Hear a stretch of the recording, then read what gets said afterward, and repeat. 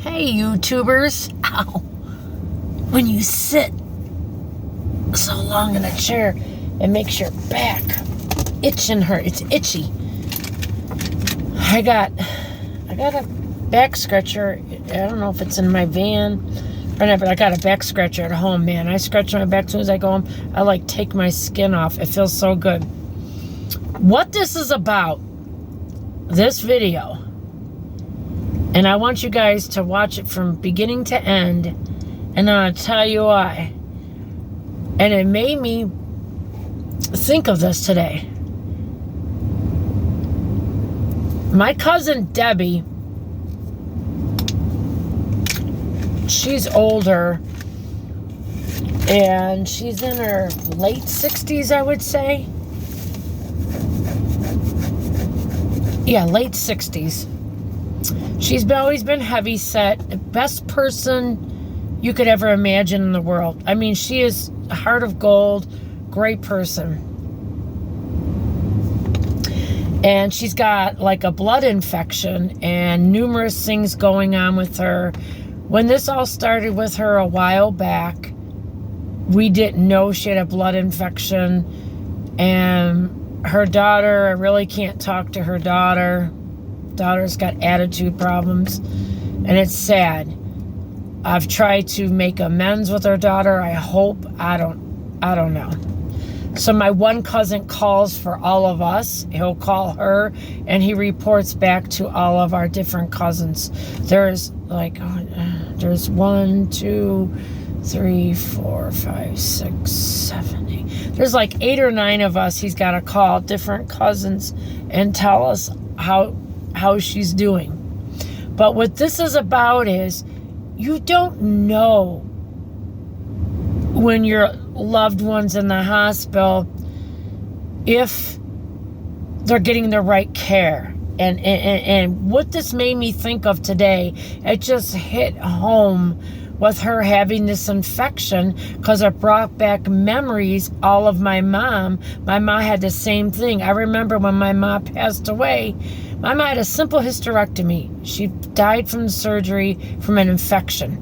She had osteomyelitis. It's like a bone infection. Where did she get that? She got that from the frickin' surgery. My cousin has a blood infection, and I would imagine she got that from going to the hospital too many times. I don't know. But that's where she had to have gotten it. Because when you get a weakened immune system, see, when you don't eat for days and days and days, my mom didn't eat for like 20, 30 days. My cousin maybe even longer than that. Even though she's heavy, you still need nutrition. And I don't understand why.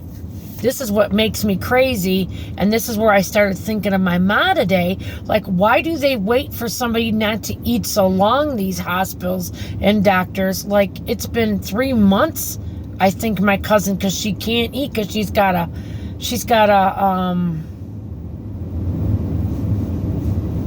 what do you call that thing where you breathe, it breathes for you?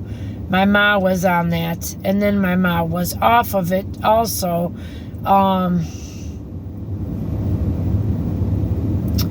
can't think of the name of it. It's a machine you're on to breathe, and she can't breathe without it. So basically, I forget the name of it, but everybody knows what it is. It makes noise. It scares me to death. That is my most feared thing. Feared. I'd rather have anything else than that. What I see my mother go through, and my cousin's going through it, and my cousin couldn't eat with that because they would have to take that out, and then she would have to have something else, and she couldn't, a tube down her throat, and she couldn't eat with that.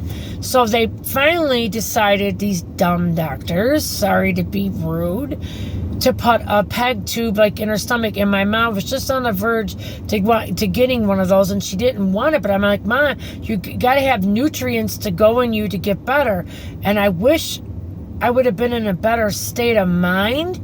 But after, it's just like you're beat down after when you go so much in the hospital and your loved one's there. For my mom was like 40 some days in the hospital. She was in a step down unit. on and off. She was in there and then she was in long-term care. It's like you can't think right no more to even know what to even, it's just like you get because you're so full of emotion for your loved one and you're hurt so bad. Now I look back and I wish I would have did things different. You know what I'm saying? I beat myself up and think, well, I wish I could have got my ma the feeding tube sooner. Maybe that would have helped her overcome her infection. So, and I want to see if this helps my cousin at all.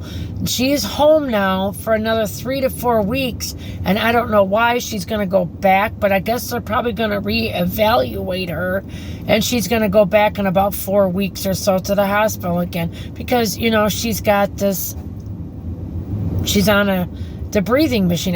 the ventilator. And I guess she's more alert. She looks better than she did and all that. And I cannot stand that machine. I mean, I'm not saying the machine's wonderful. It's helped thousands of millions of people. But it just scares me to death from my mother. If you want to, nothing scares me more than that. Hearing that machine, nothing, hands down. And what I would do, would I recommend you guys, and this is why I'm making this video, to maybe hopefully help somebody that's alone. See, I was doing everything. My dad was sickly and older. My husband really still wasn't in his right mind. What I would do different now to help me go through all that when you got a loved one that's sick, in and out of the hospitals, write stuff down. Write your questions down. Write your thoughts down, because then get a notebook. Get a freaking notebook from the beginning, because that gives you something to go off of. That makes it so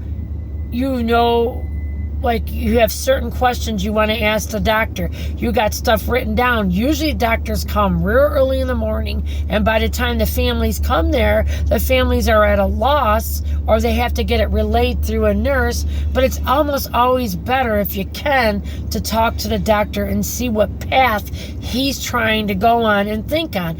And I'm glad my cousin's daughter finally put her foot down this last time and said she's not coming home again because you haven't solved any of her problems, or you can't tell me anything. And I'm so glad she did that, because they're not getting nowhere. They're not solving anything. So she's on a different antibiotic now, which I hope helps for the blood infection, and they put a peg tube, so maybe she'll get the proper nutrients, and that'll make her stronger, her body, to fight off this infection. But I think the biggest simple thing that I can give and tell anybody, and it's as crazy as it sounds, because you get so caught up with when somebody's in a hospital, they have infectious disease doctors, they have a primary doctor, they got a doctor for,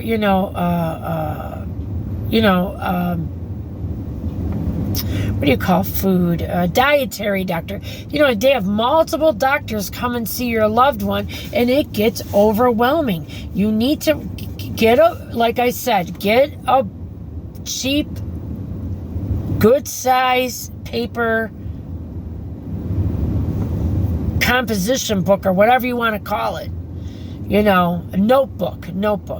Good. Get a good, thick, big one with big pages, and carry that with you everywhere you are, because then you can write down certain notes as nurses are telling you stuff, or doctors. You can write down your questions, say, this is my question column, this many pages, this is all my questions, this is everything I've been told about.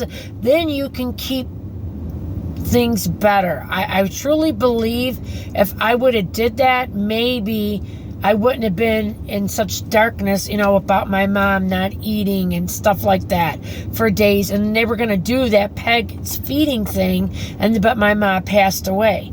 So I brought all kinds. I was naive. I didn't know. I brought like 30 different kind of soups and stuff from home to try to encourage my mom to eat. I was going to try to help her to eat. And my mom was burning up from fever and infection and stuff. My arm is itching me. So I encourage you, the biggest thing, and it sounds so stupid and simple, but you become overwhelmed. That's the thing. You become overwhelmed with these hospitals, with all the different doctors, all the different nurses. You just start liking a nurse for 2 or 3 days, and then that nurse is off, and then a new nurse takes over, and you might not like that one. You might not find your groove with that one, and they may not answer your questions as good. And don't be ever afraid to ask the nurses to call the doctor after he's gone and say, what I had to learn, I didn't know this for the longest time, have the doctor call you at home at your convenience in the evening so you can talk to the doctor and you guys can all be on the same page with your loved one's care. Because getting little bits and pieces of information isn't like talking to the doctor. It really helps. Then you build a rapport with that doctor. He has your number. If anything changes, you talk to him and tell him you want him to call you, because obviously you're not seeing him in the hospital. When he comes and sees your loved one, they come, seriously, 5, 6, 7 o'clock in the morning. I was always coming at 10, 11 o'clock in the morning. I missed them all the time for my mother and my father. So that's a big piece of information I can give you, is get with the head nurse, the DON or director of nurses, and have them get a hold of the main primary doctor taking care of your loved one in the hospital. So that doctor can call you and give you a whole thing of what all the doctors are thinking, what their plan is, when the release date, everything, or what their game plan and tackle plan is for your loved one's sickness. How are they going to make that person better?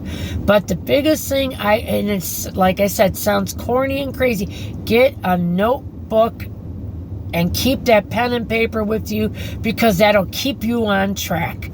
This is Lisa sharing life stories. As simple as it may sound, it will really help you, because you're one person trying to talk to all these people, nurses and doctors, and write their names by each thing, what each one tells you, and even the time of day when it was told to you.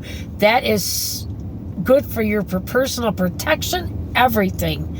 You will thank me for it. Lisa sharing life stories with you. Tell me if that helps any of you going through anything right now with your loved one being in a hospital, or if you've done the same thing in the past, because I truly believe that would have helped me so much more with my mother. You live and learn. And I try to do everything I could for my mother, and that would have been a bigger changer if I would have did that. You know what I'm saying? So I don't know if anything would have changed with my mom, but it would have gave me some peace, I think.